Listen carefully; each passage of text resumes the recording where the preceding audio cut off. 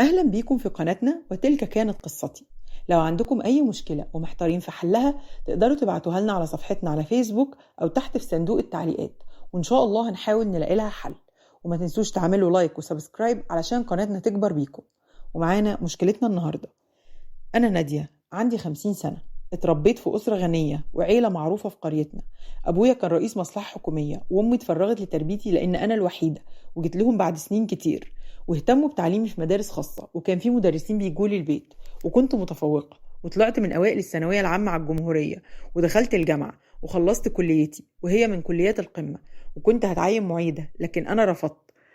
وساعتها فضلت اني اشتغل في مؤسسة كبيرة ومشهورة، ورؤسائي في الشغل بدأوا يدولي مهام كبيرة جدا لانهم وثقوا في شغلي، وكنت بحقق نجاحات مبهرة، وده كان كل شغلي الشاغل. ونسيت اني بنت وفي يوم من الايام هتجوز. وكمان طول فترة دراستي سواء في الثانوي او الجامعة عمري ما ارتبطت عاطفيا بحد، او حتى كان ليا زميل. بالفعل بدأ يتقدم لي بعض الشباب من قريتنا، لكن ما كنتش شايفة اي حد فيهم مناسب ورفضتهم. وابويا ايد رأيي. امي كانت دايما تقول لي انا خايفه يفوتك قطر الجواز، ادي نفسك فرصه تتعرفي على اي حد من اللي بيتقدمولك، وبعدها ابقي قرري عايزه تتجوزيه ولا لا.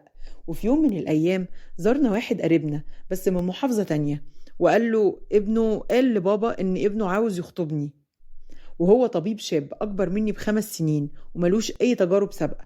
وبالفعل جه البيت وقعدنا سوا ووافقت عليه، واتجوزنا خلال 3 شهور. عشت معاه في بيت العيلة في شقة مستقلة لمدة 5 شهور، وبعد كده جاله عقد عمل في دولة عربية. كنت وقتها اترقيت في شغلي بس خدت اجازة مرافقة الزوج، وبالفعل سافرت معاه ولقيت شغل ليا هناك، واغلب الوقت كنا بنشتغل ومش فاضيين تماما. وبعد 2 سنين تقريبا ربنا رزقنا بمولودنا الاول وبعده التاني، وبعدها ب4 سنين ربنا رزقني ببنتي الصغيرة، وهي بنت جميلة جدا من ذوي الاحتياجات الخاصة. ولما زاد عبء ولادي ومسؤولياتهم اضطريت انهي عقد عملي، واكتفينا بشغل جوزي. وكنا ساعتها محوشين مبلغ كبير، فاشترى جوزي قطعة ارض وبنينا عليها بيت من 4 ادوار. وعلى مدار السنين رحل ابويا عن الحياة، وكمان حماية وحماتي، ما بقاش غير امي بس، وكانت عايشة وحيدة. كنت دايما بقلق عليها، علشان كده بزورها باستمرار واقضي معاها يوم كل اسبوع.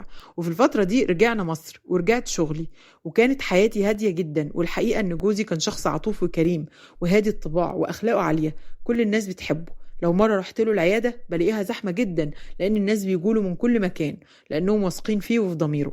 ومهما تعب في شغله كان بيجي بالليل يقعد معايا شوية ونتكلم في حياتنا ويخفف عني همومي ومسؤولياتي. لحد هنا كانت الأمور عادية، لكن فجأة جوزي بدأ يتغير. لما يرجع من شغله بقى ما يقعدش معايا، وبقى يقفل مكتبه على نفسه ويفضل يتكلم في التليفون لوقت طويل، وبدأ ينام لوحده في أوضة تانية. معرفش فجأة حسيت إن في حد بيدخل شقتي وأنا مش موجودة. وكمان أوضة نومي ترتيبها بقى بيتغير، حتى الهدوم مش زي ما أنا مرتباها. مرضتش أصارحه بأي حاجة، وغيرت مواعيد شغلي من غير ما أقوله، وبدأت أراقبه. لكن للأسف ما مسكتش عليه أي حاجة. وزاد من شكوكي ان في واحده من معارف اهله وقفتني في الشارع وقالت لي انها سمعت من ناس كده ان جوزي متجوز عليا عرفي، وانه له علاقات مشبوهه بالمريضات اللي بيجوله، وسالتني ان كنت عارفه ولا لا.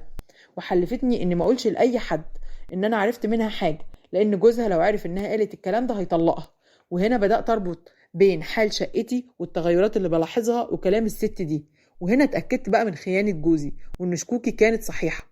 بعدها بيومين صارحته، قلت له انت على فكرة بتخوني وحصل كذا وكذا، فلقيته بيضحك ويقول لي ايه الكلام ده. وخلافاتنا كبرت ووصلت لأهلي، لكن جوزي كان مصر اني بفتري عليه، وان كل اللي بقوله ده خيال في دماغي، وانه لو عاوز يتجوز كان يتجوز براحته واعلن ده عادي، هو مش مضطر انه يخبي. ومع زيادة الخلافات بينا فكرت في الطلاق علشان اخلص من كل المشاكل اللي انا فيها دي، لانه كان دايما مصر اني بتخيل الحاجات دي، ولانه حريص ما قدرتش اثبت عليه اي حاجة للاسف. لكن بعد شوية قلت ما انا لو اتطلقت هياخد البيت مني ويرميني، فقلت له خلاص اكتب لي نص البيت، فوافق فورا وراح تاني يوم سجله. وساعتها امي قالت لي انت اللي عاوزه تخربي بيتك، الراجل شاري ومحترم. بصراحه انا انهارت لاني ما كنتش متوقعه من امي كده. والغريب في الامر ان ولادي الكبار دايما واقفين في صف ابوهم، وحتى ما عادوش راضيين يكلموني. انا كل يوم بتقطع 100 مره وحاسه ان الدنيا سودة، وحتى شغلي حاسه انهم عاوزين يدبروا لي مشكله باي طريقه. وبدات الاحظ نظرات خوف وقلق مني، بداوا كلهم يتحاشوا التعامل معايا تماما. لجأت لعمامي، قالوا لي ان اللي في دماغي دي اوهام، وان المفروض استغفر ربنا منها واعيش حياتي. جوزي شايف ان انا هعقد العيال بطريقتي دي، وان بيتنا بقى مشتت. انا بصراحة حيرانة، اطلب الطلاق واصر عليه ولا افضل عايشة في حيرتي دي؟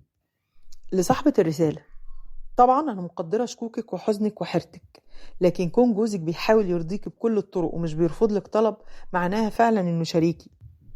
هو معاه حق بصراحة في إن وضعه الاجتماعي والمادي يسمح له بإنه يتجوز ويعلن ده، وبعدين انت راقبتيه وما لقيتيش عليه أي حاجة.